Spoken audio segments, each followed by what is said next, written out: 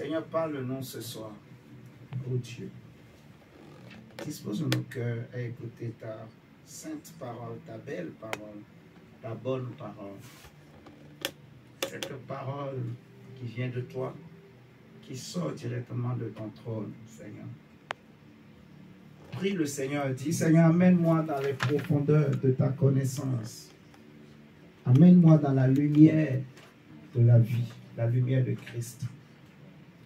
Dis Seigneur, ouvre mon esprit, allume la lampe qui est à moi, viens m'embraser par ton feu. Seigneur, remplis-moi de ta gloire ce soir au nom de Jésus. Fais cette prière à Dieu.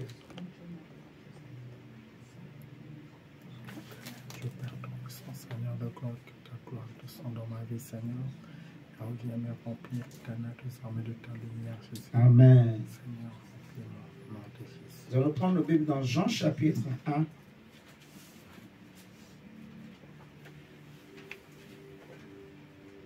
Je vais lire, nous allons lire du verset 1 au verset 9 d'abord, et ensuite nous lirons du verset 10 au verset 13. Jean au chapitre 1. Il est écrit, au commencement était la parole, et la parole était avec Dieu, et la parole était Dieu. Elle était au commencement avec Dieu. Toutes choses ont été faites par elle, et rien de ce qui a été fait n'a été fait sans elle. Là où ça devient très intéressant pour notre enseignement de ce soir, c'est qu'on nous dit à partir du verset 4, en elle, c'est-à-dire la parole, était la vie, et la vie était la lumière des hommes. La lumière, lui, dans les ténèbres, et les ténèbres ne l'ont point reçu. C'est le verset 5. Et c'est du verset 5 que le thème de l'enseignement est tiré. La lumière, lui, dans les ténèbres, et les ténèbres ne l'ont point reçu. Dans la version français courant, on dit la lumière brille dans les ténèbres. C'est une autre façon de dire la lumière est venue dans les ténèbres. La lumière est rentrée dans les ténèbres. Mais les ténèbres ne l'ont point reçu. Amen, amen. Amen. On dit au verset 6, il y eut un homme envoyé de Dieu. Son nom était Jean. Il vint pour servir de témoin, pour rendre témoignage à la lumière, afin que tous crussent par lui. Il n'était pas la lumière, mais il parut pour rendre témoignage à la lumière. Remarquez que on n'a pas dit que ce témoin-là, cet homme-là, était venu pour rendre témoignage à la parole. Mais on dit il est venu rendre témoignage à la lumière. C'est juste pour attirer notre attention sur la notion de lumière, sur l'importance et l'utilité de la lumière. Amen, amen. Amen. La place que la lumière doit occuper dans la vie de l'être humain, dans une société, dans une maison, dans une famille, dans l'univers en général. Et nous allons bien comprendre par la suite. On nous dit au verset 9, cette lumière était la véritable lumière. Cela veut dire qu'il existe aussi de fausses lumières. Est-ce qu'on est d'accord? Mais non. On nous dit que cette lumière est la véritable. On comprend donc par là qu'il y a aussi des lumières qui ne sont pas les véritables. Alléluia. Ou plutôt je dirais, il existe une autre lumière qui n'est pas la véritable lumière. Qui n'est pas la véritable lumière.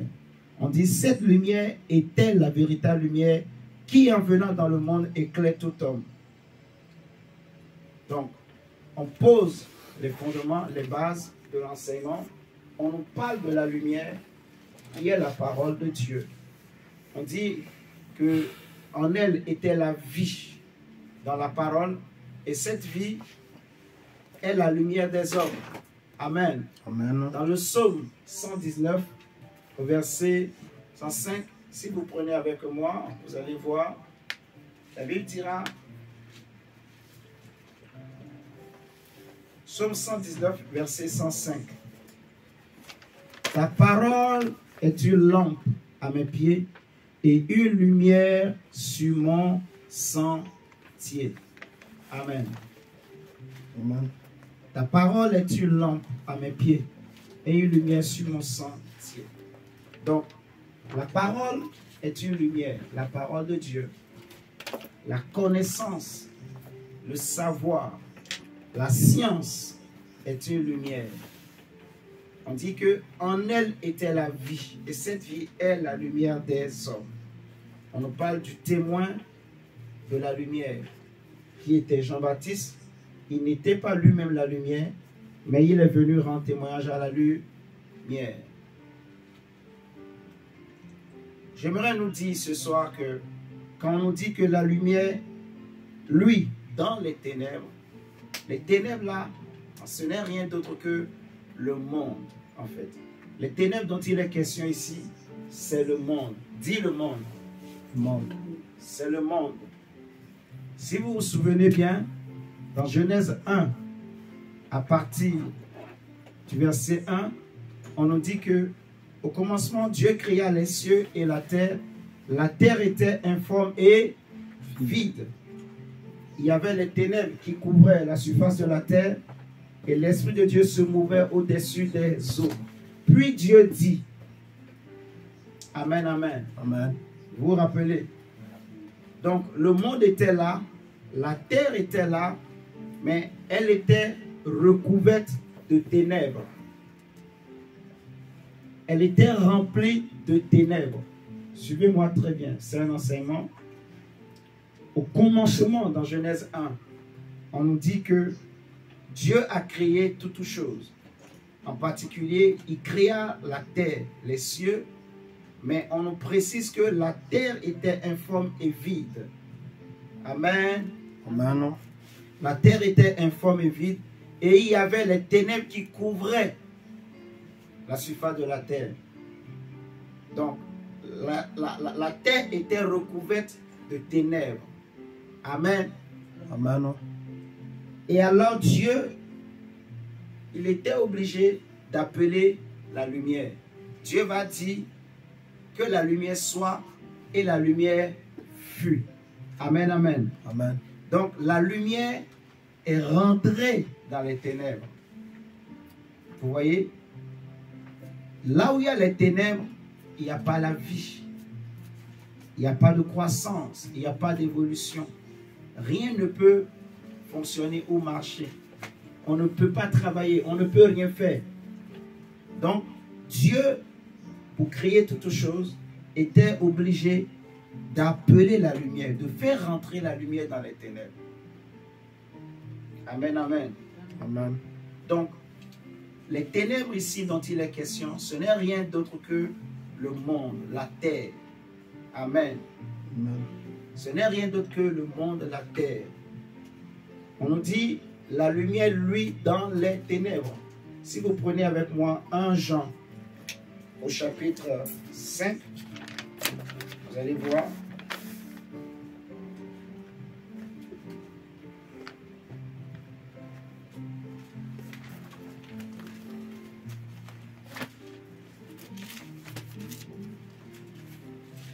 Jean chapitre 5, versets 19 et 20.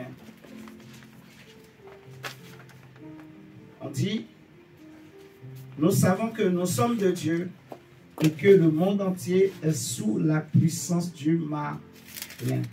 Nous savons que nous, chrétiens, nous sommes de Dieu. Amen. Amen. Mais le monde entier est comment? Est sous la puissance. Quelle puissance? Non. La puissance du malin.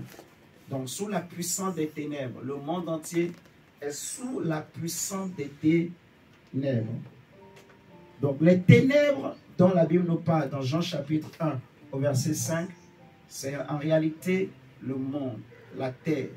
Amen. Amen. Il faut que ça soit clair pour nous tous et nous allons comprendre la suite de l'enseignement.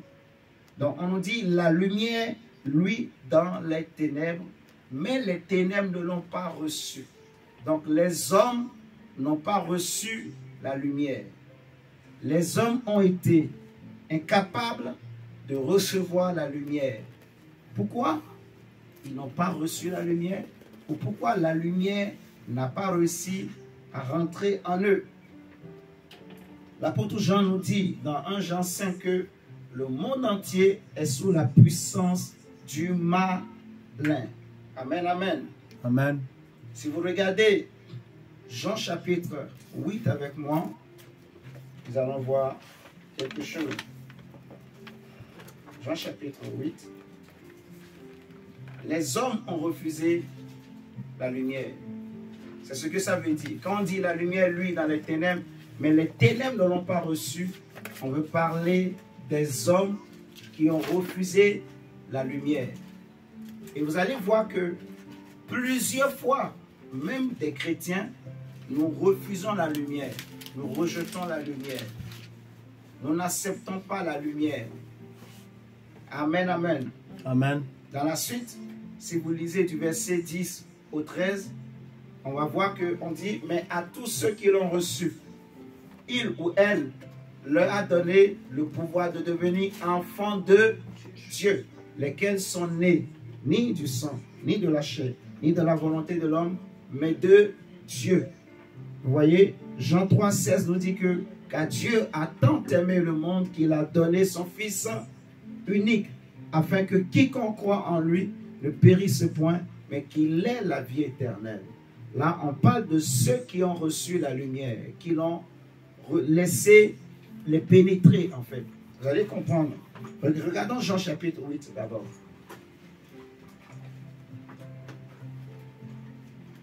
Jean au chapitre 8. La Bible nous dit au verset 1. Jésus se rendit à la montagne des Oliviers. Mais dès le matin, il alla de nouveau dans le temple et tout le peuple vint à lui. S'étant assis, il les enseignait.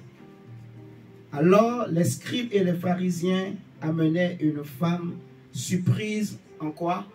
En adultère. Et la plaçant au milieu du peuple, ils dirent à Jésus,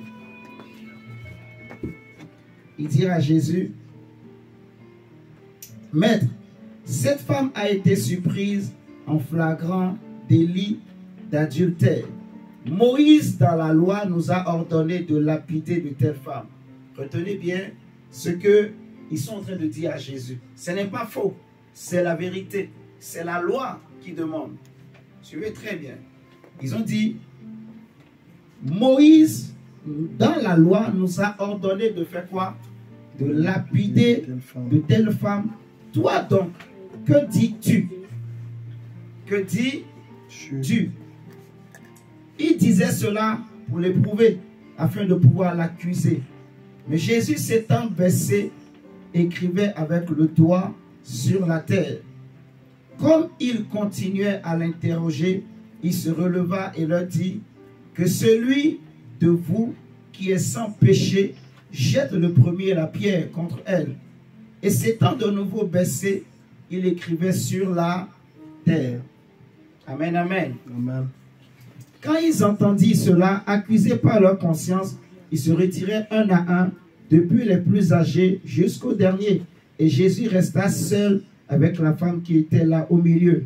Alors s'étant relevé et ne voyant plus que la femme, Jésus lui dit, femme, où sont ceux qui t'accusaient? Personne ne t'a-t-il condamné? Elle répondit, non Seigneur. Et Jésus lui dit, je ne te condamne pas non plus, va et ne pêche plus. Et regardez la suite, au verset 12. Après cette histoire, Jésus va maintenant faire une proclamation qui est très importante. Il va dire alors, Jésus leur parla de nouveau et dit, je suis la lumière du monde. Celui qui me suit ne marchera pas dans les ténèbres, mais il aura la lumière de la vie. Et cette affirmation, au verset 12, est en rapport étroit avec cette histoire qu'on vient de lire, de cette femme qui avait été surprise en flagrant délit d'adultère. C'est lié. C'est à cause de cette histoire que Jésus a fait cette déclaration, en disant à ceux qui l'écoutaient que moi, Jésus, je suis la lumière du monde. Amen, amen. Amen. Je suis la lumière du monde.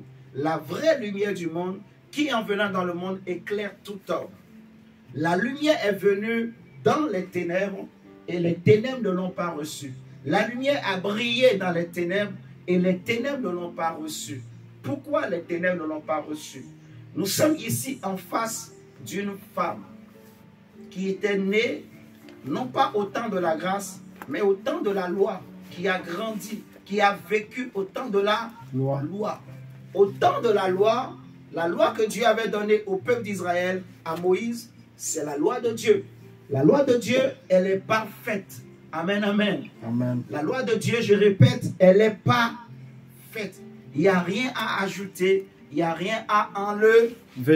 Amen, amen. Amen. Seulement que on nous dit que cette lumière-là est la véritable lumière. Parce que Dieu dit aux enfants d'Israël, on a lu tout à l'heure, dans le psaume 119, au verset 105, « Ta parole est une lampe à mes pieds, une lumière sur mon chantier. » En particulier, ta loi, la loi que Dieu avait donnée à Moïse pour Israël, est une lampe à leurs pieds, une lumière sur leur sentier. Il dit dans Ésaïe que, en fait, je ferai de toi la lumière des nations. Si vous regardez avec moi, Romains par exemple, Paul va répéter cette parole dans Romains. C'est Ésaïe qui va le dire, mais l'apôtre Paul le répète pour parler des enfants d'Israël. C'est quelque chose que Dieu a dit sur les enfants d'Israël. Si vous prenez Romains chapitre 2, à partir du verset 17, vous allez voir, Paul dit, toi qui te donnes le nom de juif, qui te repose sur quoi? Romains chapitre 2, verset 17. Est-ce que ça va pour tout le monde?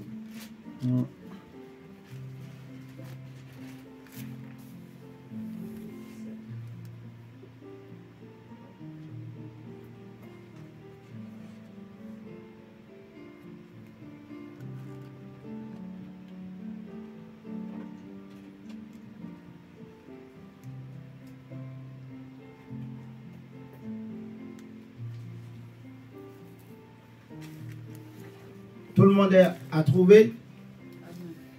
On est là? Amen. Amen, amen. Amen, amen. Amen. Qui veut de l'eau? Est-ce que quelqu'un a besoin? Qui veut de l'eau? De l'eau fraîche? Personne. Ok. Donc, on nous dit, regardez ce que Paul dit aux Juifs. Il dit, toi qui te donnes le nom de Juif, qui te repose sur quoi? Sur la loi. La loi de Moïse. Qui te glorifie de Dieu, qui connaît sa volonté, qui apprécie la différence des choses, étant instruit par quoi? Par la loi. Étant instruit par la loi. Toi qui te flattes d'être quoi? Le conducteur des aveugles. Des aveugles. C'est ce que Dieu a dit au peuple d'Israël. C'est ce que Dieu a dit sur eux par la bouche du prophète Ésaïe. À cause du temps, on ne va pas le prendre. Mais en lisant ici, vous allez bien comprendre. Paul leur dit que toi qui te flattes d'être le conducteur des aveugles, la lumière de qui? De ceux qui sont dans les ténèbres. Le docteur des insensés, le maître des ignorants, parce que tu as dans la loi la règle de la science et de la vérité. Vous voyez ce que je dis? Je peux déjà m'arrêter là. Donc, la loi que Dieu a donnée à Moïse, c'est une lumière, en fait. C'est ce que j'aimerais que tu comprennes. La loi de Moïse, c'est une lumière, c'est une science, c'est une sagesse, c'est une connaissance. Amen, amen. Amen. Mais l'apôtre Jean nous dit que la lumière que Jésus a apportée est la véritable lumière qui éclaire véritablement les hommes. Hein, Gabriela? Tu es d'accord avec moi? C'est celle qui éclaire véritablement les hommes. Les Juifs ont attrapé cette femme qui a été surprise en flagrant délit d'adultère. Amen, amen. Amen. Je peux te donner un pagne blanc, très blanc, et j'allume une lampe. jaune. Je te mets sous la lampe jaune. Je te demande quelle est la couleur de ce pain. Tu risques de me dire qu'elle n'est pas toute blanche. Alléluia. Qu'est-ce qui t'a influencé? Qu'est-ce qui a fait que tu ne vois pas la vraie couleur de ce pain? C'est la lampe. C'est la couleur de la lampe. Vous voyez? Donc c'est la lumière que cette lampe provoque, crée, qui t'influence, qui te donne la couleur, vous voyez, du pain. Mais la vraie couleur du pain, si je prends le même pain et je t'amène sous une autre lampe qui émet une lumière toute blanche, tu verras la vraie couleur de ce pain. Vous comprenez là? Cette femme a été surprise en flagrant délit d'adultère. Ils ont dit à Jésus, selon la loi que Moïse nous a donnée, nous devons lapider de telles femmes. C'est ce que la loi de Moïse dit. Vous voyez? Jésus dit, je ne suis pas venu abolir la loi, mais je suis venu pour l'accomplir. Jésus est venu pour ôter le voile, pour nous amener à comprendre ce qui est dans la loi, ce que Dieu voulait réellement dans la loi. Amen, amen. Amen. On nous dit que cette femme, Moïse dit, il faut la lapider. Alors Jésus leur dit, lequel d'entre vous, celui d'entre vous qui n'a jamais péché, qui lui lance la première pierre? C'est fort. En fait, Jésus est en train de leur expliquer. Ce que Moïse vous a dit n'est pas faux. Mais Moïse a oublié de vous dire que celui qui est capable de lancer la pierre contre la femme là, ce n'est pas vous tous. C'est celui qui n'a jamais péché. Je ne sais pas si vous me comprenez. La Bible, Jésus dit, il va dire autrement. Avant de chercher à ôter la paille qui est dans l'œil de ton frère, ôte d'abord la poudre qui est dans ton propre œil. Amen, amen. Amen. Ne le jugez pas afin de ne pas être aussi jugé. On va comprendre bien la notion de lumière. Et vous allez voir que beaucoup d'entre nous, nous sommes dans les églises, mais nous ne laissons pas la lumière pénétrer. Parce que ici, le problème des Juifs, c'est qu'ils avaient une lumière et ils se sont arrêtés et limités à cette lumière. Amen, amen. Mais la lumière qu'ils avaient n'était pas la véritable lumière. C'était l'ombre de la véritable lumière. Amen, amen. Amen. Ce que la Bible appelle la lumière de la vie. C'est ça la véritable lumière. Mais il y a une autre lumière que la Bible appelle la lumière de la mort. Paul nous parle dans Corinthiens de deux types de gloire. On va lire ça. Regardez. Prenons Corinthiens, 2 Corinthiens 3.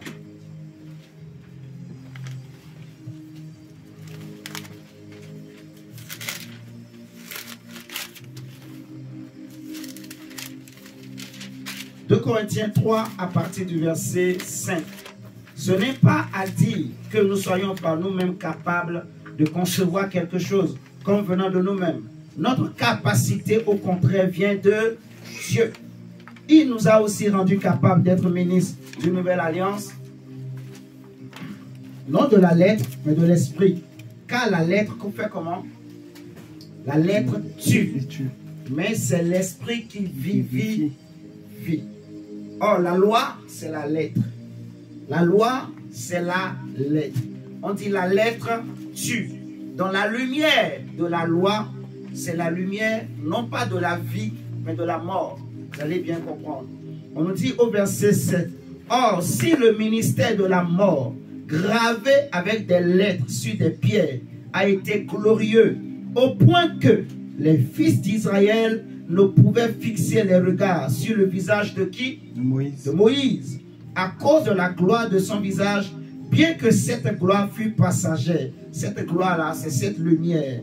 Donc, c'est l'éclat. En fait, voilà, c'est cette lumière-là. Bien que cette gloire fût passagère, combien le ministère de l'Esprit ne sera-t-il pas plus glorieux?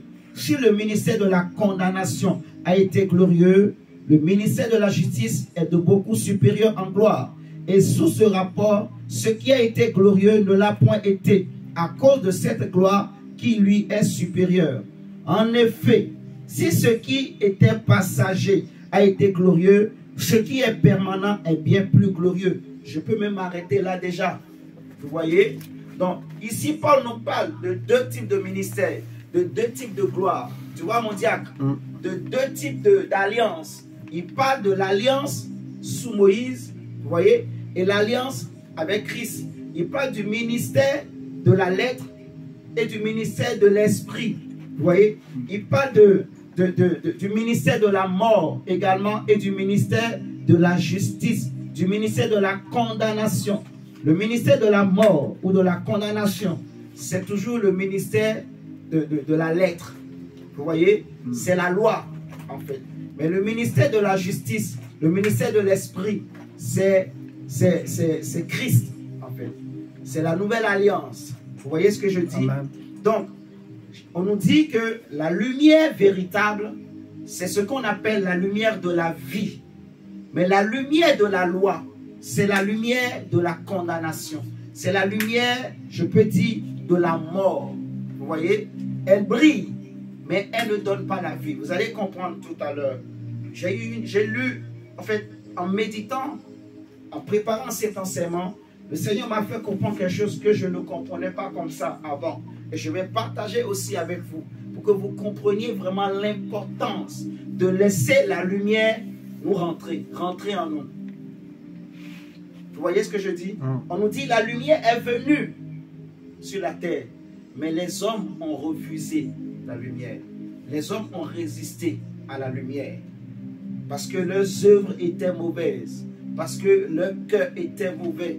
Les hommes résistent à la lumière, je vais anticiper, à cause de l'orgueil de leur cœur, à cause de l'amour de l'argent, vous voyez, à cause du péché en général, en fait. Parce que les hommes ne veulent pas abandonner le péché. Les hommes pensent qu'ils connaissent, ils pensent qu'ils sont déjà arrivés, alors qu'ils ne connaissent pas. Un jour, Jésus va guérir un homme aveugle de naissance. Et après, en rencontrant cet homme dans le temple, il va lui dire, voici que tu as été guéri, ne pêche plus, afin qu'il ne t'arrive rien, qu'il ne t'arrive quelque chose de pire. Et le monsieur, Jésus va lui dire, est-ce que tu crois au Christ, au Messie? Il va dire, c'est qui? Jésus va dire, c'est moi. Il va se prosterner, je crois, et il va l'adorer. Et les pharisiens, Jésus va dire une parole à cet homme, qu'il est venu sur la terre afin que ceux qui étaient aveugles puissent voir, que leurs yeux s'ouvrent. Et les pharisiens qui étaient là, ils étaient gênés. Ils vont lui dire, est-ce que tu veux dire que nous aussi, nous sommes aveugles? Pourquoi? Parce qu'ils se considèrent comme étant les enseignants de la loi, les pères, ceux qui connaissent très bien la loi de Moïse, qui maîtrisent. Et c'était la vérité. Ils maîtrisaient correctement la loi de Moïse. Donc, ils avaient la lettre, vous voyez. Ils connaissaient qu'est-ce que la loi de Moïse disait de faire. Mais l'Esprit de Dieu n'était pas avec eux. Vous voyez? Ils ne connaissaient pas la pensée que Dieu voulait communiquer aux hommes derrière ces lois, en fait. Donc, il fallait laisser Jésus leur apporter la lumière de la vie. Amen, amen. Qui éclaire tout homme et qui amène les hommes dans l'éternité. Et Jésus. Amen. Seigneur, parce que c'est un enseignement. Je vais aller doucement. Donc, cette femme a été surprise en flagrant délit d'adultère. La loi de Moïse dit de faire quoi? Lapider. Jésus, quand ils sont venus voir Jésus, Moïse a dit, il faut qu'on la lapide. Ok, c'est vrai, ce n'est pas faux. Mais ce n'est pas tout le monde qui peut lapider. Ce que Moïse a oublié de vous dire, le détail que Moïse n'avait pas, que Dieu n'avait pas donné à Moïse, c'est que celui ou ceux qui n'ont jamais péché parmi vous, qui la lapide. Et c'est ce que Jésus va leur dire.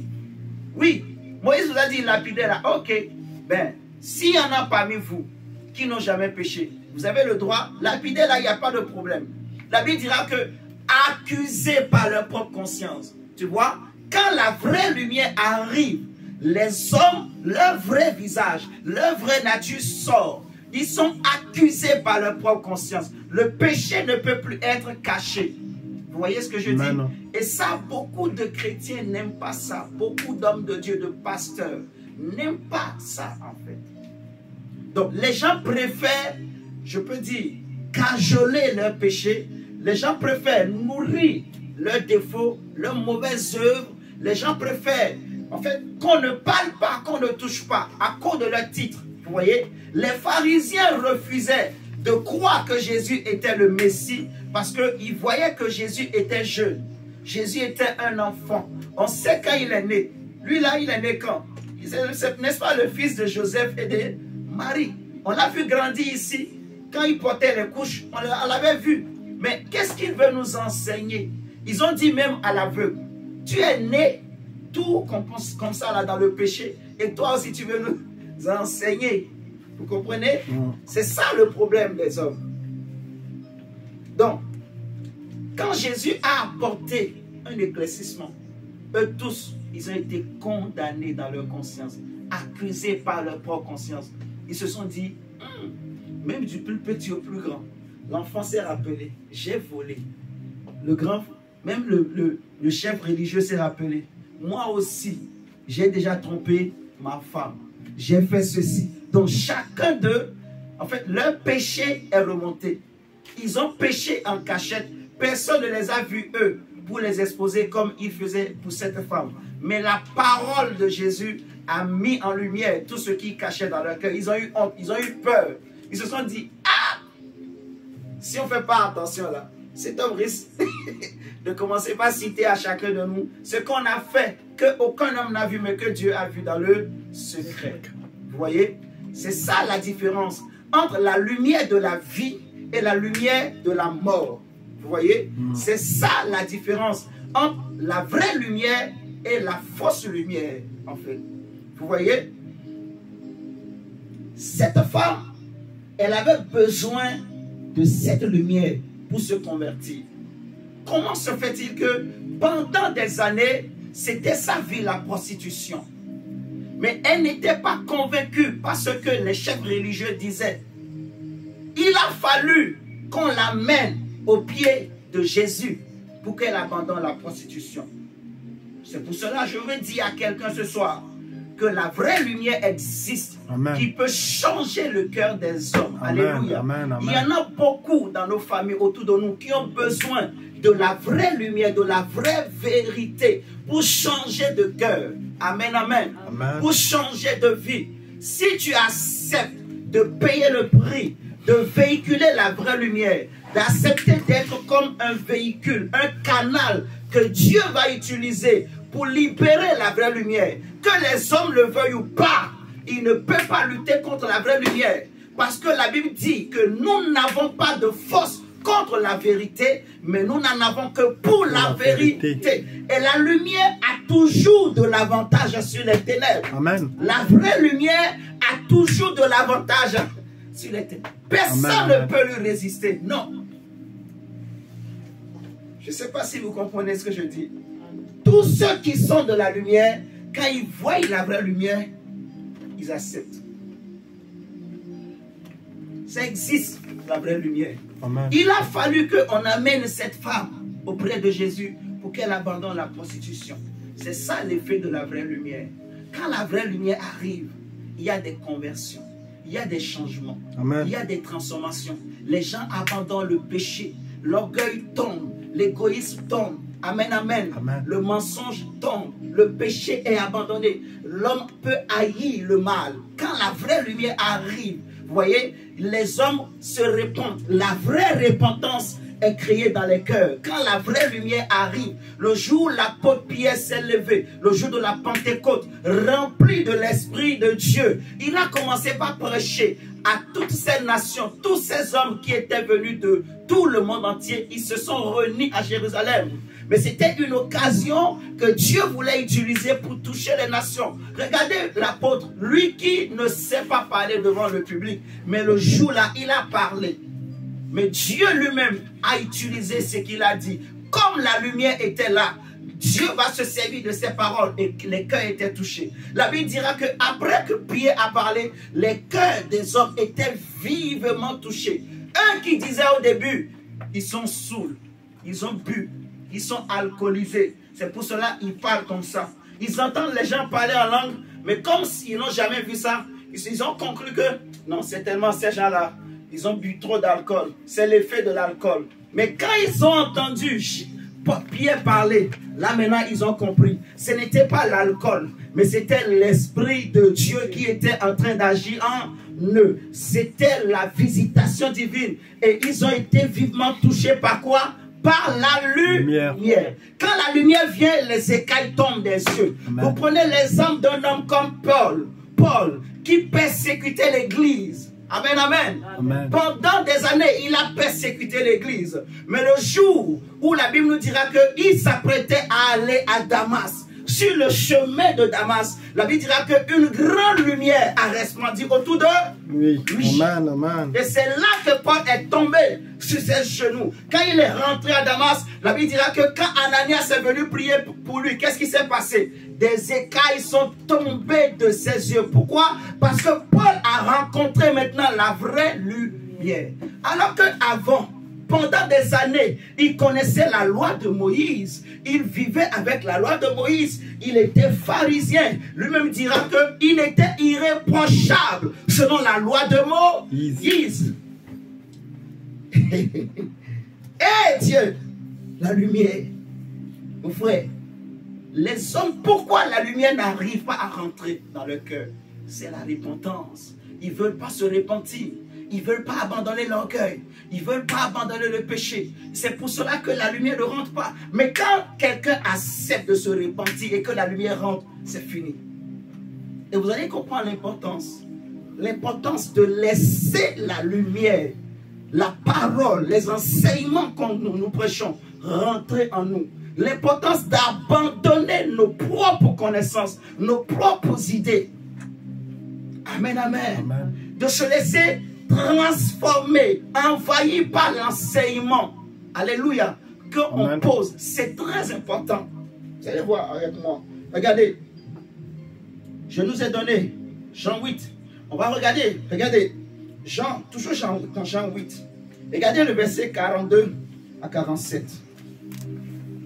D'abord, verset 31 à 37. Jean 8. C'est lequel? Jean 8, 31 à 37. La Bible dit, et il dit aux Juifs qui avaient cru en lui, si vous demeurez dans ma parole, vous êtes vraiment mes disciples. Vous connaîtrez la vérité et la vérité vous affranchira. Il lui répondit, nous sommes la postérité d'Abraham et nous ne fûmes jamais esclaves de personne. Comment dis-tu, vous deviendrez libres? C'est ça, la fausse lumière. Les gens pensent toujours qu'ils connaissent. Et il y en a beaucoup dans nos églises. Il y en a beaucoup dans le monde. Il y en a qui pensent que, parce qu'ils ont une certaine science, on les a fait rentrer dans une certaine loge, dans une certaine société secrète. Ils ont découvert des livres anciens. Ils ont lu certains livres. Ils ont lu des choses. Eh bien, ils pensent qu'ils ont la connaissance absolue. Ils pensent qu'ils ont atteint le savoir parfait. Et ils n'acceptent plus qu'on les enseigne. En fait, ils estiment qu'ils ne sont plus enseignables. Amen, amen. Amen. C'est ça le problème. Jésus dit, parce qu'ils ont cru en lui. Regardez bien l'histoire. Ils ont cru en lui et il va leur dire maintenant, si vous demeurez dans ma parole, si vous demeurez en moi, vous serez réellement mes disciples. Vous connaîtrez alors la vérité. C'est quoi la vérité? En réalité, c'est la lumière. Amen. Amen. Vous connaîtrez la lumière et alors la lumière vous affranchira. Mais eux, ils ont dit maintenant, nous sommes la postérité d'Abraham. Oui, vous êtes la postérité d'Abraham selon la chair. Mais il y a quelque chose que Moïse a oublié de vous dire. Il ne suffit pas seulement d'être la postérité d'Abraham selon la chair. Mais il faut aussi avoir l'esprit d'Abraham. Il faut avoir la même foi que Abraham a eue. Oh Dieu! C'est pour cela qu'un homme comme toi, une femme comme toi, qui n'est ni juif, ni de père, ni de mère de naissance, tu n'as rien d'un juif. Tu es noir comme moi. Alléluia. Amen. Tu viens de l'Afrique. Tu viens du Congo. Tu viens du Bas-Congo. Tu viens du Zaïre. Tu viens du Bénin. Tu viens de quelque part. Amen, amen. Amen. Mais un homme comme toi peut aujourd'hui devenir enfant de Dieu. Un homme comme toi aussi aujourd'hui peut devenir fils et fille d'Abraham. Pourquoi? Amen. Parce que les vrais fils d'Abraham, ce n'est pas des fils selon la chair, mais les vrais fils d'Abraham, c'est les fils selon la lumière, c'est les fils selon l'esprit. Alléluia. C'est les hommes et les femmes qui ont la même foi que Abraham. Amen. Amen. C'est ce que Moïse n'avait pas reçu et qui n'a pas dit aux enfants d'Israël. Eux, ils ont cru qu'il suffit seulement d'être descendant d'Abraham et c'est fini. C'est bien. Mais cela ne suffit pas. Amen, amen. Amen. Cette lumière ne suffit pas. Il ne suffit pas. Il faut la vraie lumière. La révélation. L'esprit. Amen. Il faut la laisser nous pénétrer. Regardez. Jésus va le dire. En vérité, je vous le dis. Leur répliqua Jésus. Quiconque se livre au péché est esclave du péché. Vous voyez, ça tourne autour de ça, en fait. Les hommes refusent la lumière à cause du péché. Ils ne veulent pas abandonner le péché à cause de leurs œuvres. Jean 3 nous le dit.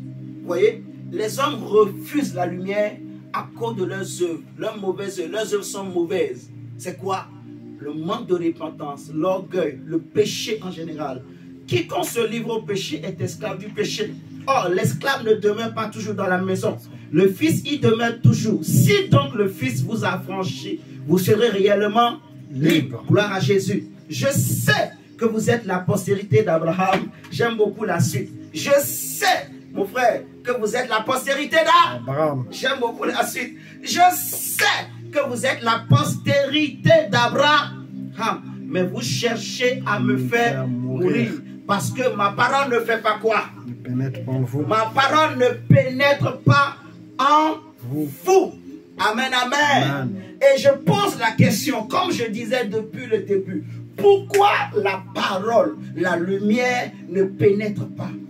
Il y en a beaucoup aujourd'hui dans les églises. La parole n'arrive pas à pénétrer.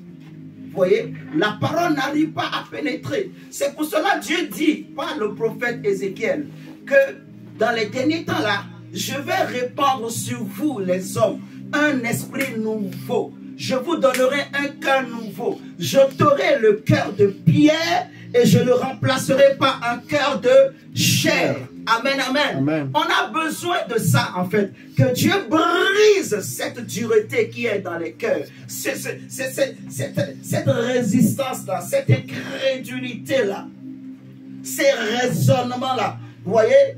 Que Dieu brise cet orgueil-là. Ces choses-là qui résistent à la lumière souvent dans le cœur.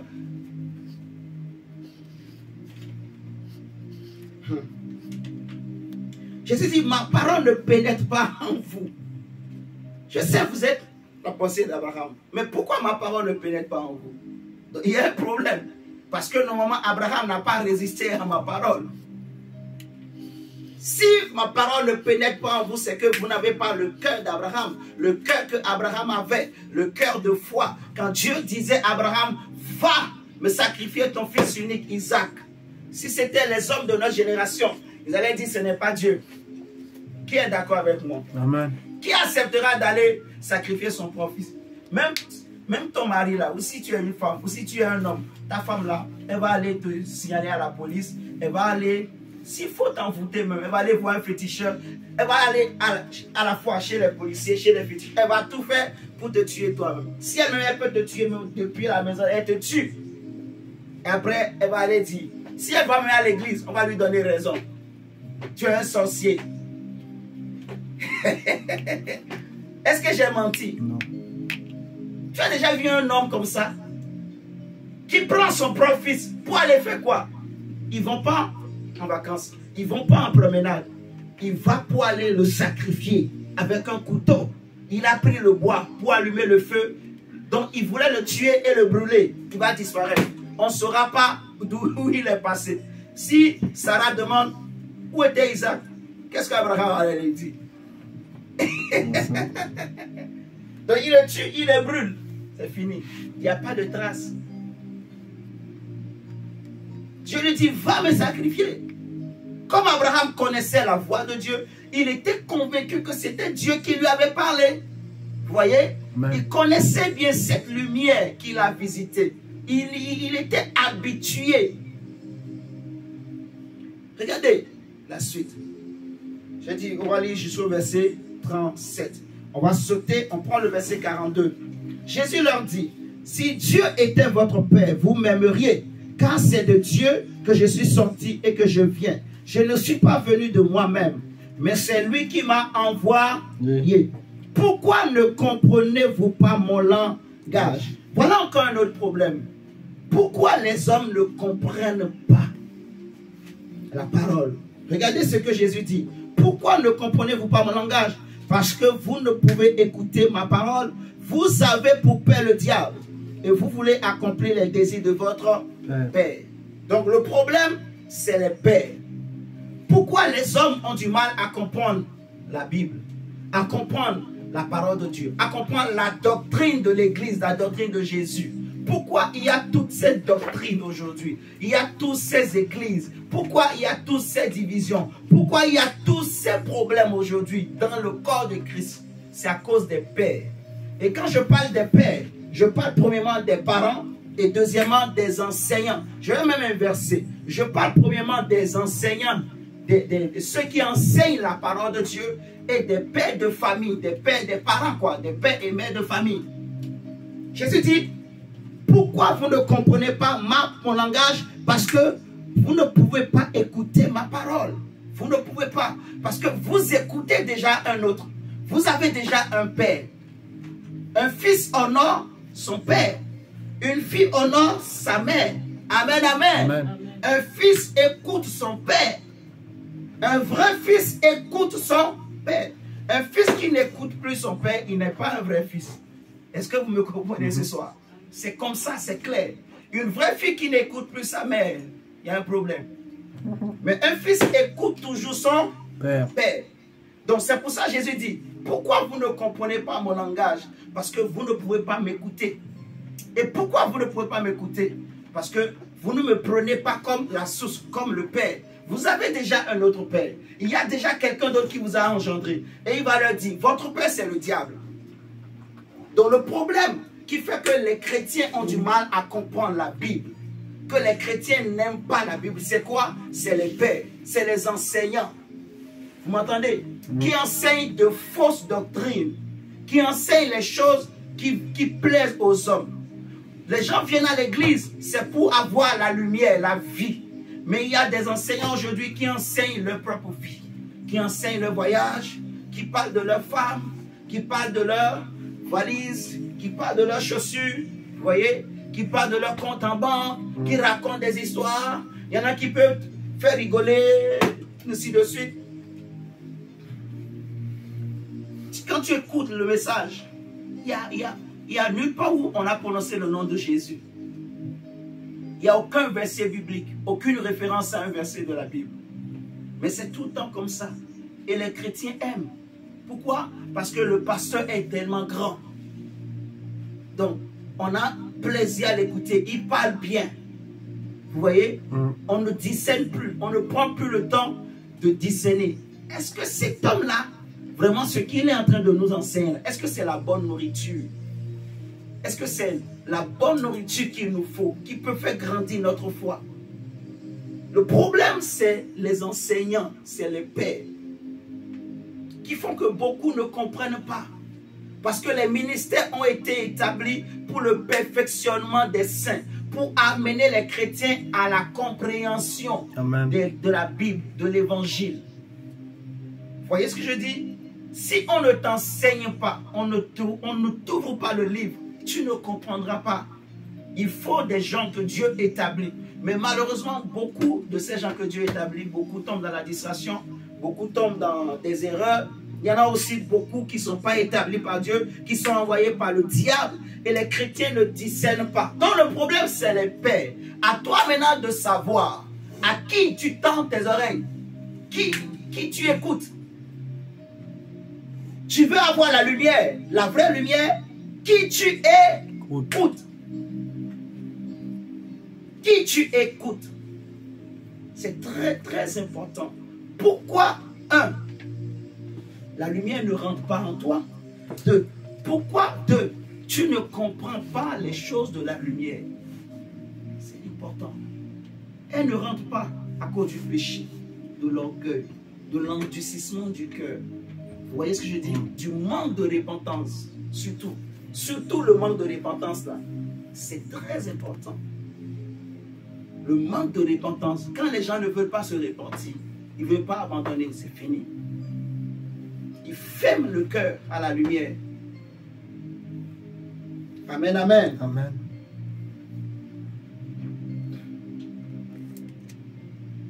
Regardons. On va prendre Luc chapitre 11.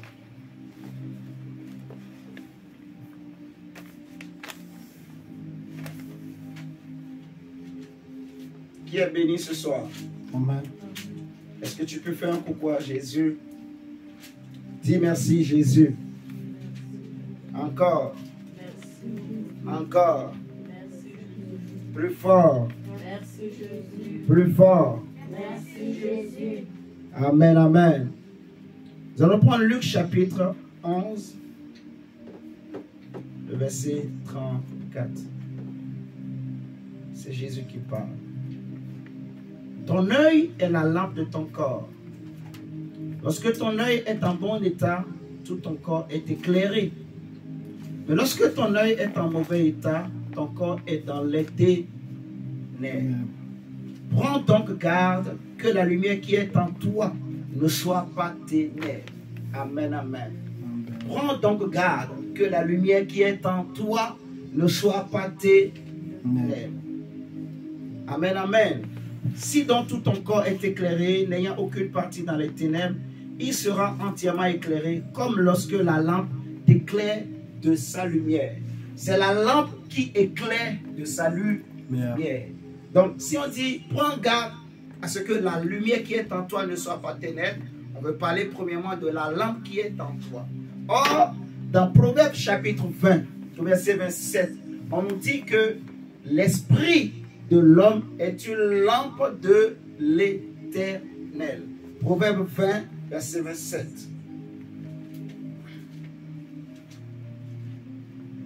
C'était lui combien?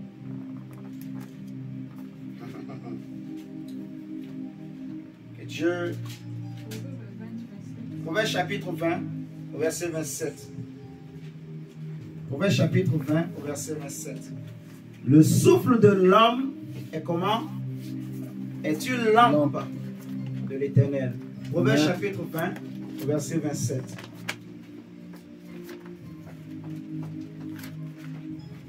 Le souffle de l'homme est une lampe de l'Éternel. Il pénètre jusqu'au fond des entrailles. C'est fort. Donc quand Jésus dit, prends garde à ce que la lumière qui est en toi ne soit pas ténèbres, la lumière, elle n'existe pas toute seule. Elle vient toujours d'une lampe. Amen, amen. Amen. D'une source qui émane la lumière. Amen. Qui Amen. répand la lumière. Et ici, la lampe qui répand la lumière dans l'homme, en réalité, c'est le souffle, c'est l'esprit que Dieu a mis dans l'homme. Amen, amen. Amen. Et Jésus dit, prends garde à ce que la lumière qui est en toi ne soit pas ténèbres. Autrement dit, est-ce que la lampe qui est en toi a été allumée? Frère, sœur, regardons l'histoire de Lazare, un ami de Jésus, un homme qui marchait avec Jésus, qui mangeait avec Jésus. Mais le problème en ce temps, c'est que Jésus n'était pas encore allé à la croix et l'Esprit n'était pas encore descendu. Regardons Jean chapitre 11. Vous allez comprendre quelque chose.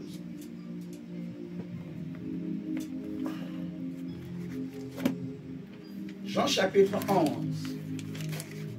On va lire du verset 9 au verset 14. Jean chapitre 11, verset 9 à 14.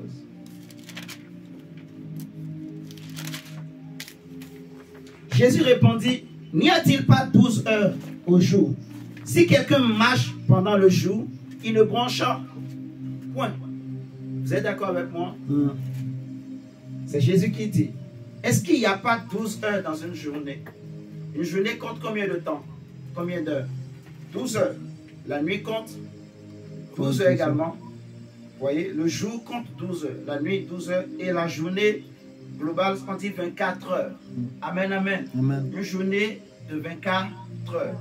Divisée en deux. 12 heures pour le jour, 12 heures pour la nuit. Amen. Amen. De 6 heures à 18 heures. De 18 heures à 6 heures. Ok? C'est comme ça. La journée est divisée. D'accord, Gabriela? Voilà. Maintenant, regardez. Jésus dit, si quelqu'un marche pendant le jour, il ne bronche point parce qu'il voit la lumière de ce monde. En fait, il voit la lumière du soleil. Tu vois très bien. Regardons ce pas. Non, le Seigneur est trop fort. Jésus là, il est trop fort. Il est terrible, Jésus. C'est pour cela que la mort ne pouvait pas le retenir. Il est descendu au séjour des morts, mais le séjour des morts ne pouvait pas le retenir. Parce que la lampe qui était en lui était trop brillante. Donc même dans la mort, Jésus avait la lumière. Amen. Mais regardez, Jésus dit, si quelqu'un marche pendant le jour, il ne bronche point parce qu'il voit la lumière de ce monde. En réalité, la lumière du soleil. Vous voyez? Mais si quelqu'un marche pendant la nuit, il va faire comment? Il va broncher. Pourquoi? Parce que la lumière n'est pas en lui. Je peux déjà m'arrêter là. Qu'est-ce qu'il veut nous dire par là? Donc même Lazare, qui était l'ami de Jésus, là c'est Lazare qui était mort. Lisons même la suite.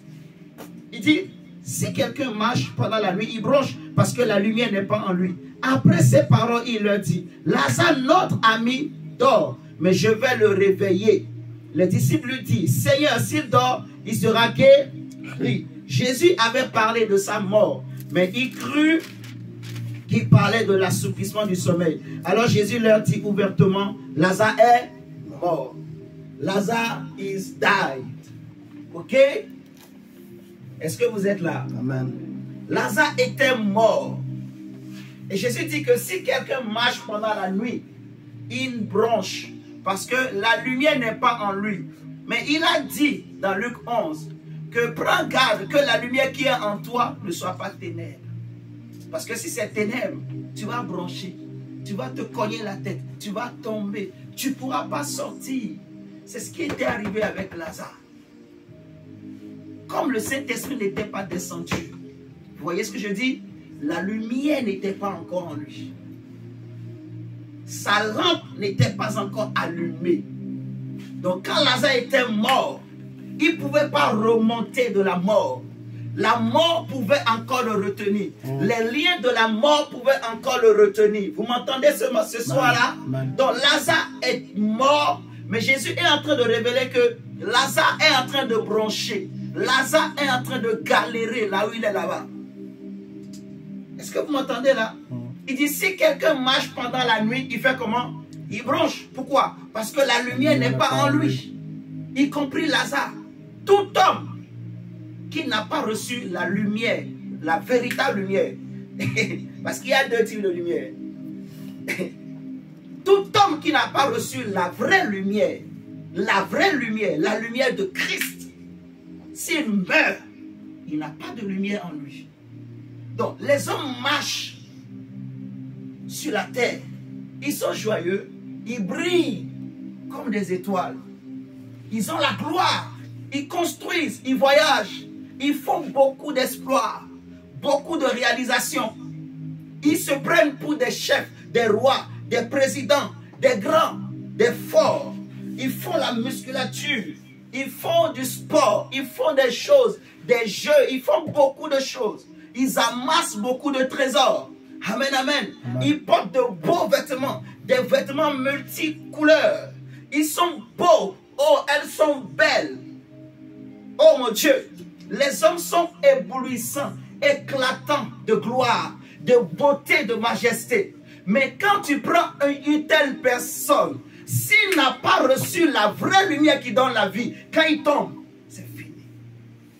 Alléluia. Amen.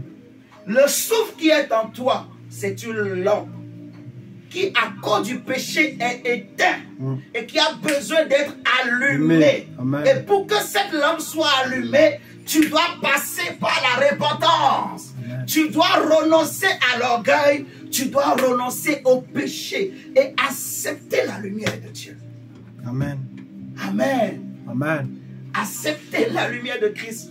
Jésus dit, si quelqu'un marche pendant la nuit, il bronche. Lazare, là où il est, il n'a pas la lumière en lui. Il faut que j'aille le réveiller. Il faut que j'aille le réveiller. Yeah. Il faut que j'aille le secourir. Notre ami Lazare dort. Allons le réveiller. Il est mort. Allons le réveiller. Là où tu es, ma soeur, est-ce que tu as vraiment la lumière en toi? C'est la question qu'il faut se poser. Si aujourd'hui, là, tu tombes, mon frère ou ma soeur, est-ce que tu es sûr qu'il y aura la lumière en toi? Amen, amen. Amen. En fait, c'est ça.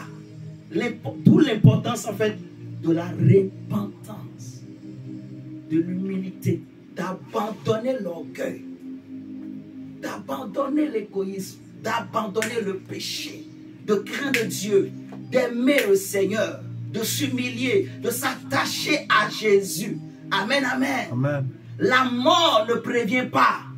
Elle peut te frapper n'importe où. Elle ne prévient pas, mon frère, ma soeur.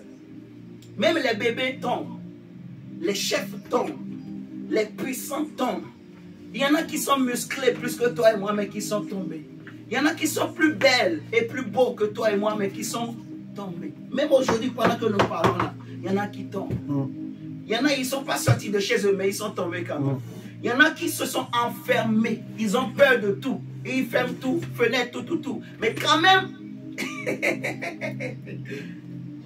c'est comme pour dire que, non, si je ferme tout là, non, la mort ne viendra pas, ainsi de suite. Non. Même dans le sommeil, les gens partent. Amen. Amen. Sans tomber malade, les gens partent. Aucune maladie, rien.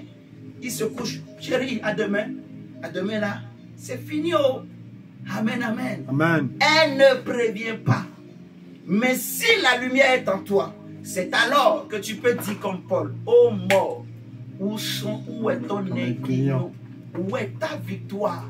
Elle a été engloutie par la croix, engloutie en Jésus. Alléluia. Amen. Parce que Christ est la vie. Dieu a tant aimé les hommes qu'il a donné son Fils unique afin que quiconque croit en lui ne périsse point, qu'il ne connaisse pas la mort, qui ne connaissent pas les ténèbres du dehors, qui ne connaissent pas l'enfer et le séjour des morts, qui ne connaissent pas les souffrances des ténèbres, mais qu'il ait la vraie vie en lui. Amen, amen, amen, amen. Et celui qui a cette espérance, celui qui a reçu Christ comme son Seigneur et son Sauveur, qui se soumet à Jésus, quand le moment viendra, alors la lumière de Christ va l'éclairer.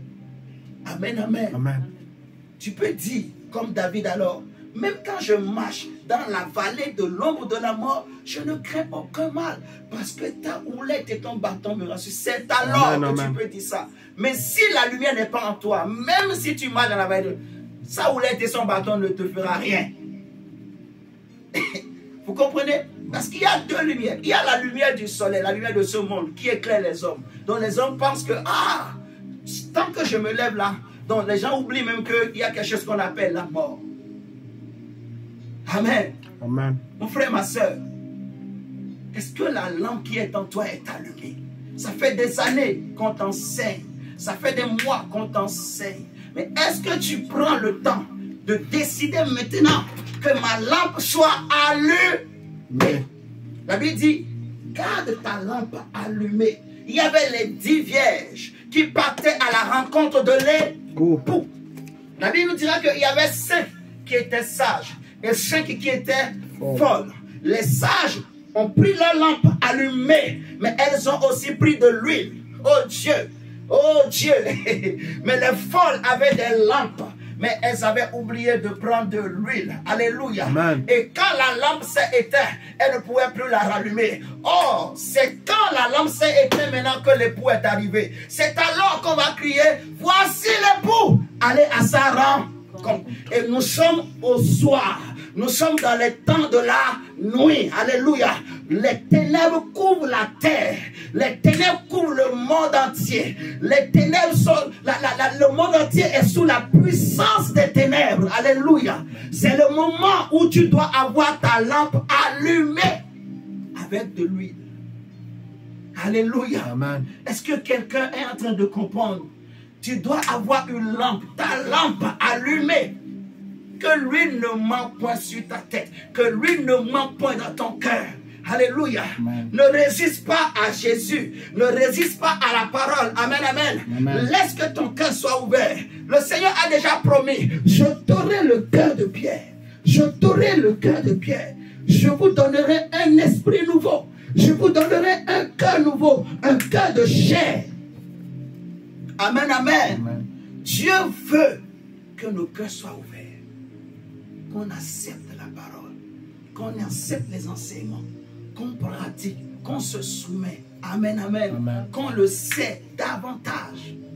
Que celui qui est saint, l'ange dit à l'apôtre Jean, se sanctifie encore. Que celui qui pratique la justice pratique encore. Amen, amen. Amen. Que celui qui marche dans la droiture continue de marcher. Augmente. Et Paul dit aux Thessaloniciens que je sais que vous le faites déjà, mais je vais vous demander d'aller encore de progrès en progrès. Parce que ce que Dieu veut, c'est votre sanctification. C'est votre obéissance. Alléluia. Amen. Dieu veut que vous marchiez dans la lumière. Paul dit aux Éphésiens que vous, regardez, prenons Éphésiens. Éphésiens chapitre 5.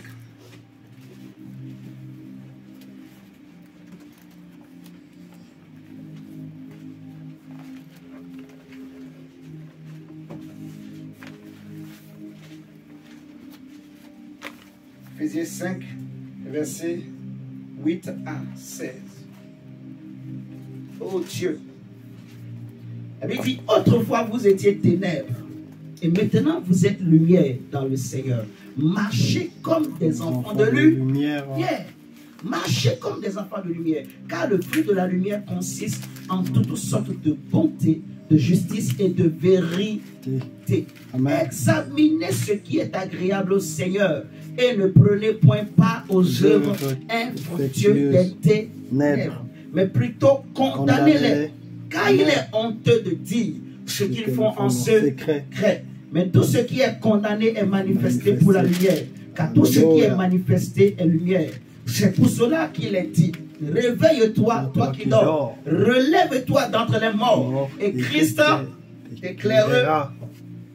Amen. Amen. Et Christ t'éclairera. Prenez donc garde de vous conduire avec circonspection, non comme des insensés, mais comme des sages. Rachetez le temps, car les jours sont mauvais. Amen. Amen. Prenez garde de vous conduire avec circonspection, avec sagesse. Avec sagesse. Amen. Amen. Non pas comme des insensés, mais comme des sages, des hommes et des femmes avertis. Les jours avancent, les jours sont mauvais. La Bible nous dit de racheter le temps. Amen, amen.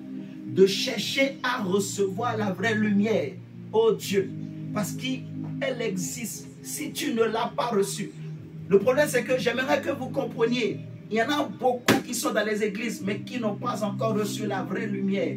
La Bible insiste, la vraie. Beaucoup ont reçu la lumière de la loi.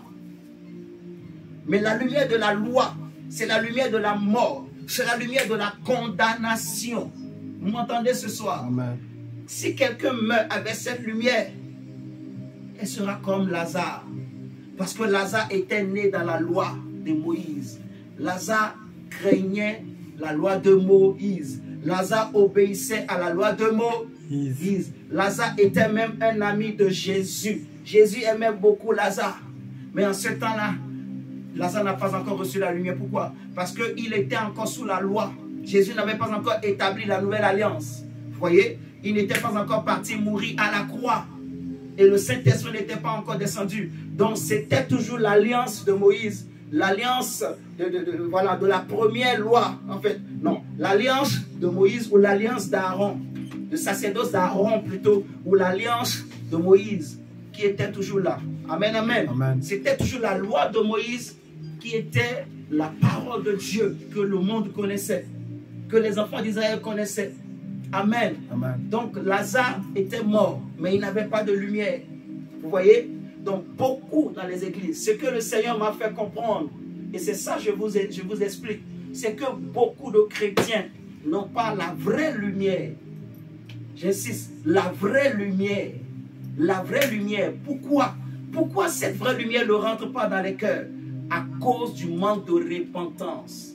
Et beaucoup de pasteurs, et beaucoup de prophètes, beaucoup d'apôtres, beaucoup de docteurs, beaucoup de prédicateurs même, n'ont pas cette vraie lumière. Beaucoup de chants n'ont pas la vraie lumière. Vous comprenez ce que je dis? Amen. Ils ont la lumière de la loi. Donc tu peux avoir le sacerdoce. Tu peux même faire le sacerdoce. Tu peux même être prêtre. Tu peux même être pharisien. Tu peux être scribe. Mais tu n'as pas la vraie lumière. Tu as la lumière de la loi.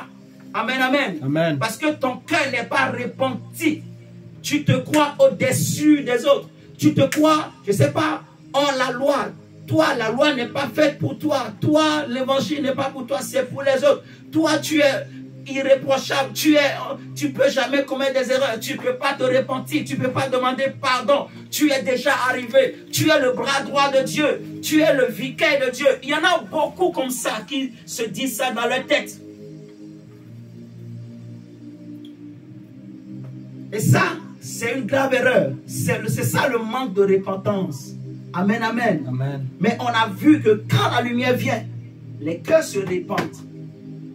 Donc quand quelqu'un a un problème de manque de repentance, c'est simplement parce que la lumière n'est pas rentrée dans son cœur. C'est tout. L'orgueil, le péché. Quand les gens, ils ne veulent pas abandonner le péché, ou ils tombent volontairement dans des péchés, ils préfèrent se vautrer dans le péché. C'est simple. En fait, la personne n'avait pas encore la vraie lumière. Elle était avec nous, mais elle n'avait pas encore la vraie lumière. C'est ce que l'apôtre Jean le dit. Vous voyez? Donc, ouvrons les yeux et vraiment travaillons pour avoir la vraie lumière dans nos cœurs. La Bible dit rachetez le temps, car les jours sont mauvais. Regardons. 1 Jean, donc 2 Corinthiens chapitre 4. On va prier.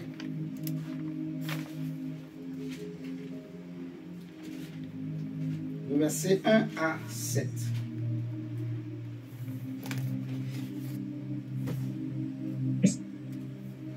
« 2 Corinthiens chapitre 4, verset 1 à 7. C'est pourquoi, ayant ce ministère, selon la miséricorde qui nous a été faite, nous ne perdons pas courage. Nous rejetons les choses honteuses qui se font en secret, les choses des ténèbres. » Vous voyez? Il y a des gens maintenant qui créent des associations de pasteurs où on se soutient dans le péché. Des clubs de pasteurs où les pasteurs sont solidaires dans le péché. Quand l'un tombe, on veut le couvrir. On veut couvrir son péché. Tu vas voir des gens, ils savent que cet homme-là, ce qu'il fait est mauvais. Mais ils préfèrent quand même continuer à marcher avec lui. La Bible nous dit, ne prenez point part aux œuvres infructueuses des ténèbres. Quand on parle des œuvres des ténèbres, il ne faut pas voir directement la magie, le fétiche, le vaudou, et le péché, et le mensonge. Tout ça, c'est les œuvres des ténèbres. Jésus dit que vous avez pour père le diable. Vous voyez? Il est le père du mensonge. Il est menteur. Quand il parle, il ne va pas chercher le mensonge ailleurs. C'est en lui-même. Donc, l'œuvre des ténèbres, c'est le mensonge d'abord. C'est les choses cachées. Vous voyez? C'est ça les choses, les œuvres des ténèbres. Les œuvres des ténèbres, c'est les choses cachées. Quand les gens ne veulent pas que les choses soient exposées, ils veulent pas que leur péché, les gens en parlent. Ils préfèrent qu'on couvre, qu'on cache, C'est les choses des ténèbres. Vous me comprenez? C'est ce que la Bible dit dans Jean chapitre 3. les gens ne veulent pas la lumière, ils ne veulent pas venir à la lumière parce que leurs œuvres sont mauvais, ils ont honte, ils ont peur. Tu vois? C'est très important de bien comprendre. Et il y a beaucoup aujourd'hui des associations, des clubs de pasteurs qui se soutiennent pour se couvrir entre eux. Ils commettent des péchés et ils se couvrent entre eux. Mes frères et sœurs, réveillons-nous. La vraie lumière existe. La fausse lumière aussi existe. Vous m'entendez? Et là, je ne parle même pas de la lumière du diable. Je parle dans le milieu chrétien. Il y a la fausse lumière et il y a la vraie lumière. Est-ce que vous avez compris le message? La fausse lumière, c'est cette lumière, c'est la lumière de la loi. Qui en apparence, elle possède tous les attributs de la chrétienté, de la piété en apparence. Vous voyez? Mais il n'y a pas l'esprit. En fait, il n'y a pas la repentance. Il n'y a pas en fait, il n'y a pas la repentance. Donc, regardez la suite. Il dit, nous rejetons les choses honteuses qui se font en secret. Nous n'avons point une conduite astucieuse. Là où Paul dit, nous n'avons pas de conduite astucieuse. Mais beaucoup de pasteurs, ils utilisent beaucoup d'astuces. Toujours pour se couvrir, toujours pour se défendre. Ils réfléchissent, ils cherchent des astuces. Ce jour-là, ça va être terrible. Quand les gens vont se retrouver, ils sont sortis de leur corps. Maintenant, tu vas aller où? Tu n'as pas de lumière en toi. Ah. Ma soeur, en tout cas, tu as bien fait d'être là ce soir. Dis Amen. Amen. Parce que ça va bien t'éclairer, bien rentrer en toi. Regardons, on dit, et nous n'altérons pas la parole de Dieu, mais en publiant la vérité, nous nous recommandons à toute conscience d'homme devant Dieu. Si notre évangile est encore voilé, il est voilé pour ceux qui périssent, pour les incrédules, dont le Dieu de ce siècle a aveuglé l'intelligence, afin qu'ils ne vissent pas briller la splendeur de l'évangile de la gloire de Christ, qui est l'image de Dieu. Nous ne nous prêchons pas nous-mêmes, c'est Jésus-Christ le Seigneur que nous prêchons. Et nous disons vos serviteurs à cause de Jésus. Mais comme je disais tout à l'heure, beaucoup, au lieu de prêcher Jésus, ils se prêchent eux-mêmes, ils prêchent leurs femmes, ils prêchent leur voyage, ils prêchent leurs biens, ils prêchent leur compte bancaire. J'ai beaucoup de voitures, j'ai beaucoup voyagé, ma femme est ceci, mon mari est ceci, j'ai tel diplôme, j'ai fait ceci. Hein? Il vient, mes frères et sœurs, hier soir là, moi et ma femme, on a regardé un sketch à la télé. C'était tellement rigolo. Et j'ai trouvé qu'il y a une sagesse dedans. Je vais vous partager. Il y avait un homme, il commence à raconter l'histoire, il vous raconte. Et les gens rigolent jusqu'à la fin. Et on fait des commentaires. Aucun verset biblique. Hein. On m'avait dit, moi, je suis la lumière. Je suis ceci. J'ai un bâton. J'ai ceci. Je suis prophète. Je suis. Ok, c'est bien. Mais qu'est-ce que Dieu t'a dit? Qu'est-ce qui est en toi comme révélation, comme enseignement, comme fondement, comme lumière, vérité, sans altérer la parole, sans chercher à arranger pour que ça correspond à ce que moi je veux. Non, la Bible, on n'arrange pas, on prêche telle qu'elle est. Alléluia. Amen. Pour les incrédules dont le Dieu de ce siècle a aveuglé l'intelligence, afin qu'ils ne vissent pas briller la splendeur de l'évangile de la gloire de Christ qui est l'image de Dieu. Nous ne nous prêchons pas nous-mêmes, c'est Jésus-Christ le Seigneur que nous prêchons. Et nous disons vos serviteurs à cause de Jésus. Car Dieu qui a dit, la lumière brillera du sein des ténèbres, a fait briller la lumière dans nos cœurs pour faire resplendir la connaissance de la gloire de Dieu sur la face de Christ. Amen, amen. Amen. Vous comprenez? Comme j'ai dit, dans Genèse, on a vu, il y avait les ténèbres sur toute la terre et Dieu a appelé la lumière. Dans Jean 1, verset 5, on nous dit que la lumière brille dans les ténèbres. J'ai expliqué que les ténèbres là, c'est la terre, c'est le monde. Vous voyez ce que je dis? C'est les hommes donc, qui remplissent la terre. Et ici, on nous dit, Paul dit que le même Dieu qui avait parlé dans Genèse, il a fait resplendir sa lumière aujourd'hui dans nos cœurs. Au travers de qui? De Christ. Au travers de qui? De l'évangile, de la vérité de l'évangile. J'ai besoin de lumière en moi, mais de la vraie lumière. La vraie lumière. La vraie lumière. Il faut que tu choisisses. Il faut que tu prennes cette décision-là. La vraie lumière dans le cœur. Amen. Amen. On va s'arrêter là pour ce soir. On va conclure par ce verset. Je crois. Qui n'a pas compris l'enseignement ce soir? Tu peux te manifester. Est-ce que ceux qui sont en ligne ont bien compris? Amen. Ok. Qui n'a pas compris? Qui a une question? Par exemple. Est-ce que quelqu'un a une question? Non, il n'y a pas de question. Ok. Donc, que Dieu soit béni. On va faire une prière à Dieu. Le Seigneur dit, je vous donnerai un esprit nouveau. Un esprit nouveau. Un esprit nouveau. Et je t'aurai le cœur de pierre. Et je vous donnerai un cœur de chair. Ça, c'est dans Ézéchiel. C'est dans Ézéchiel. Tu vas prier le Seigneur. On dit à Dieu, Seigneur, donne-moi un esprit nouveau. Un esprit combatif. Un esprit de discernement. Un esprit éveillé. Un esprit éveillé. Donne-moi un esprit nouveau.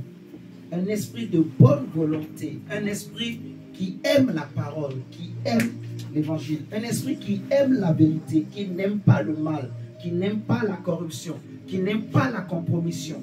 Donne-moi un esprit nouveau comme Christ au nom de Jésus. Enlève, Seigneur, en moi tout cœur de pierre. Enlève en moi l'endurcissement. Enlève en moi, Seigneur, tout orgueil. Et donne-moi un cœur de chair, un cœur humble, un cœur docile, un cœur sensible à la parole de Dieu. Au nom du Seigneur Jésus, élevons la voix et prions le Seigneur ainsi. Et en même temps, tu peux demander pardon à Dieu. S'il y a un péché que tu as commis, tu peux dire, Seigneur, pardonne mes péchés, pardonne mes fautes. Seigneur, lave-moi au nom de Jésus. Mais donne-moi un nouveau esprit, un esprit nouveau. Comme tu as promis dans Ézéchiel, Seigneur, donne-moi un esprit nouveau. Un esprit nouveau. Christ est venu pour nous donner un esprit nouveau. Un esprit nouveau. Un esprit nouveau. Jésus est venu pour nous donner un esprit nouveau. Un esprit de sainteté. Un esprit de vérité. Un esprit sensible. Un esprit éveillé. Un esprit de discernement. Demande un esprit nouveau à Dieu. Demande un cœur nouveau. Demande un cœur nouveau à Dieu. Un cœur de chair. Un cœur sensible, un cœur docile, un cœur humble. Élève la voix et prie ton Dieu au nom de Jésus. Au Seigneur des Seigneurs, avec Père, avec ta parole, pardon, mes péchés, Père. Et avec Père, et je demande pour Dieu, je donne. Avec Seigneur, que tu me donnes un esprit nouveau, un esprit avec papa éveillé, un esprit qui n'aime pas la corruption, un esprit de combativité, et non pas un cœur avec de pierre. Et avec autrement ce cœur de pierre que j'ai. Et avec Père, pardonne-moi pour tout, encore sensible à l'écoute de ta parole, encore sensible à l'écoute de ta parole. Et avec Père, également ta miséricorde. Et avec Père, et avec pardonne mes péchés, Père, pardonne mes fautes, et avec mes défauts. Et avec toi, papa qui a ce pouvoir de pardonner. Et avec Père, Yahweh, pardonne mes péchés. Yahweh, j'implore ta miséricorde. Yahweh, miséricorde pour ma vie. Miséricorde avec l'éternel Dieu. Yahweh, Père, enlève en moi, Seigneur Dieu, papa, ce qui ne te rend pas gloire éternelle. Seigneur, ôte cela éternel de gloire. Seigneur, je t'en supplie, un esprit, mon roi. papa qui aime la Yahweh, je parole. te prie, éternel Dieu. Un esprit Papa, éveillé. donne-moi, Seigneur, le gloire, papa, le cœur de chair. Un Un esprit qui cœur n'aime qui pas la aime la corruption. parole Un éternelle esprit qui Dieu. n'aime pas le Yahweh, péché. donne-moi un cœur, Seigneur, qui aime la autrement de prière ce cœur de éternelle pierre. des âmes. Yahweh, donne mon cœur Yahweh, donne-moi un cœur, papa, qui aime te servir, Seigneur de gloire. Implore la grâce, implore la grâce, implore la miséricorde. Que le Seigneur change ton esprit. Jésus est venu avec un nouveau esprit qu'on appelle le Saint-Esprit. Prie le Seigneur de te donner un esprit. Dieu te donne un esprit de sainteté, un esprit de discernement, un esprit qui n'aime pas la compromission, qui n'aime pas la corruption, qui n'aime pas le mélange, qui n'aime pas le péché, un esprit qui a la haine du péché, qui a la haine du mal, un esprit qui ne supporte pas le péché, qui ne supporte pas l'injustice, qui ne supporte pas le mal, un esprit qui ne supporte pas les ténèbres. Prie le Seigneur de changer ton esprit, de mettre en toi un esprit nouveau, de mettre en toi un esprit fort, de mettre en toi un esprit fort, de mettre en toi un esprit nouveau, un esprit pur, un esprit saint, un esprit sensible, un esprit sensible à la vérité, sensible à la parole de Dieu. Oh Dieu, d'un esprit fort. Et le Seigneur demande un cœur nouveau, demande un cœur nouveau, demande un cœur nouveau, demande un cœur nouveau, demande un cœur nouveau, demande à Dieu de doter ton cœur de pierre, doter l'incrédulité, doter le raisonnement, de briser tout cœur de pierre en toi, de briser tout cœur de pierre, de briser toute résistance à la vérité, à la parole, de briser l'orgueil, de briser l'égoïsme, de briser la colère, de briser la méchanceté, le mal, la haine. Dis à Dieu Seigneur de briser ces choses, de briser l'orgueil, l'égoïsme, de briser l'hypocrisie, que Dieu brise tout cœur de pierre, que le Seigneur nous donne un cœur nouveau, un cœur de chair, un cœur sensible, un cœur humble, un cœur qui aime la vérité, un cœur qui aime la parole, un cœur sage, un cœur intelligent. Crie à l'Éternel, crie au nom de Jésus. Dis, oh Dieu, Père, je te supplie ce soir, au nom de Jésus. Seigneur, donne-moi un cœur nouveau, oh Dieu.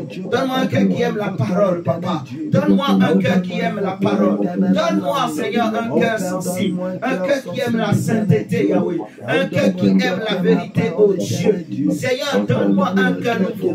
Donne-nous un cœur nouveau, Seigneur. Enlève le cœur de pierre. Enlève le cœur de pierre. Enlève le cœur endurci. Enlève le cœur endurci. Enlève le cœur endurci. Enlève le cœur endurci. Enlève le cœur endurci, oh Dieu. Seigneur, enlève le cœur endurci. Donne-nous, Seigneur, un cœur nouveau.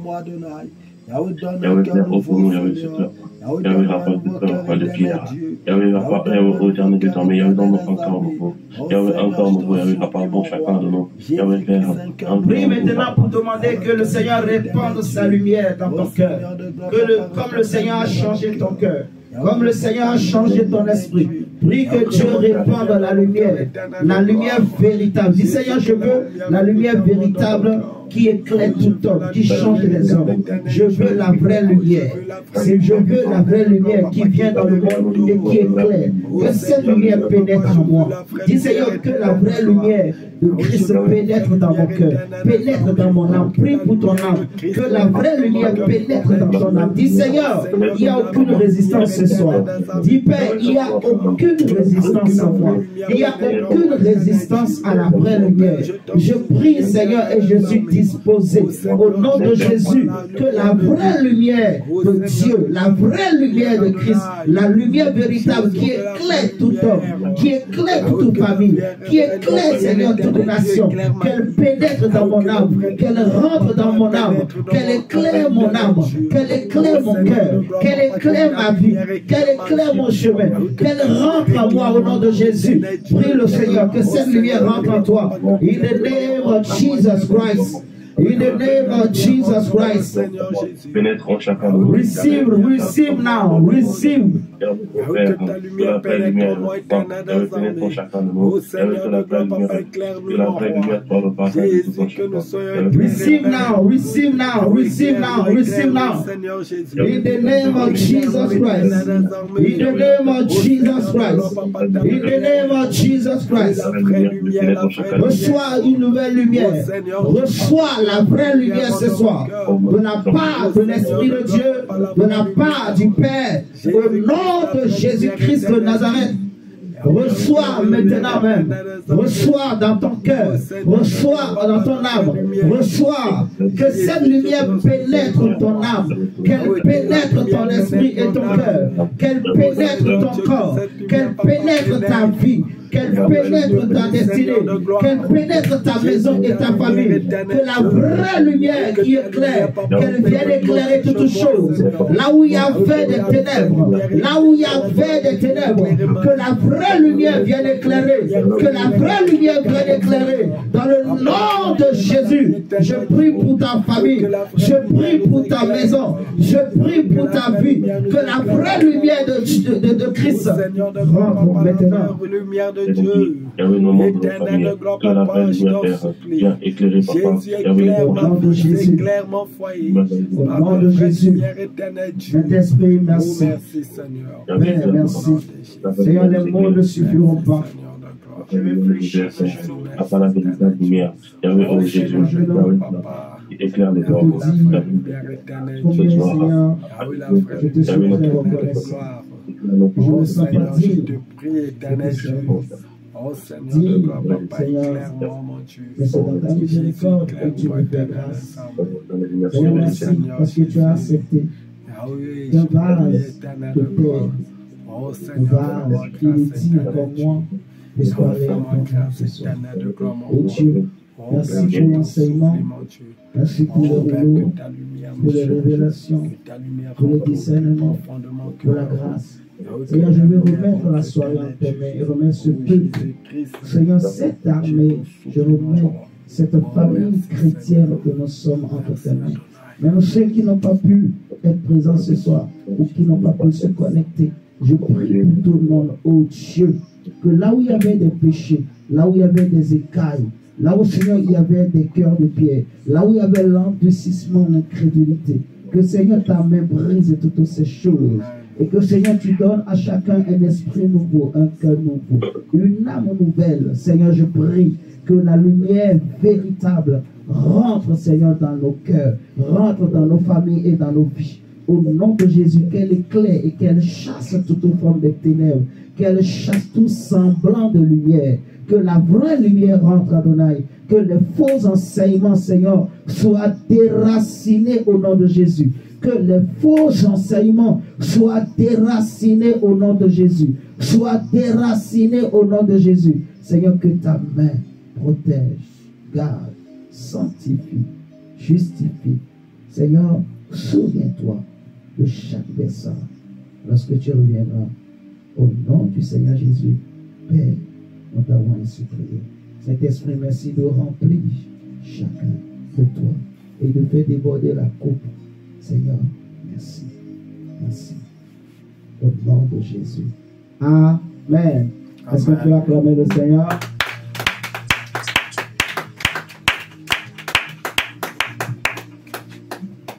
Ok.